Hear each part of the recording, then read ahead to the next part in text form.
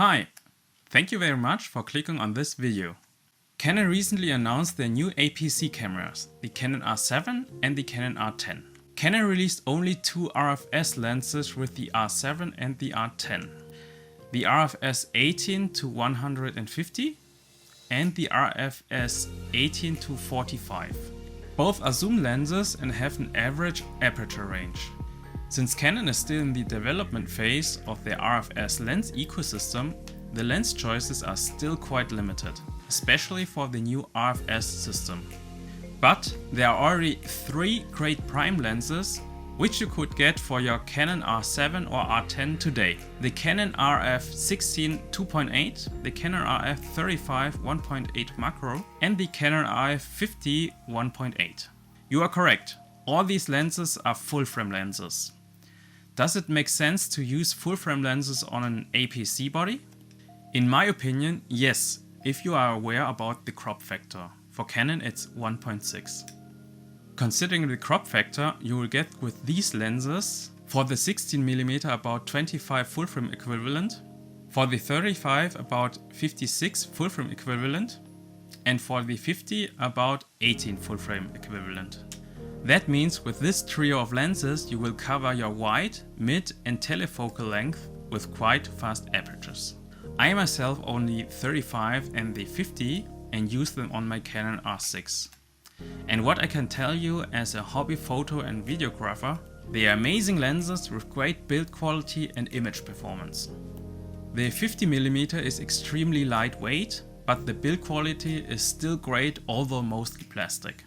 Still, for me it doesn't feel cheap and I really enjoy using this lens due to its lightweight, combined with a great image quality and an aperture of 1.8. Using this 50mm on the R7 and the R10 would make it an 80mm, which is an amazing focal length for portrait photography. It is also good for shooting B-roll. The 35mm would probably be my go-to recommendation for the R7 and the R10. Using a 35 on APC gives you a focal length of 56 equivalent to full frame, which is quite close to 50mm focal length, which a lot of people like to shoot. This RF35 again offers great image and build quality, but on top it gives you the option of macro and has lens stabilization. If you combine this lens with the R7, you have a stabilization combo of lens and IBIS, which is great for photo and video. And with the R10 you at least get lens stabilization. Last but not least, the RF 60mm, which would have 25mm full frame equivalent on APC, has the same housing like the RF 50mm and therefore has the same dimensions and almost the same weight. This lens I don't own personally, but according to several YouTube reviews, this is also a great and affordable lens with an aperture of 2.8, which is quite fast for wide lenses.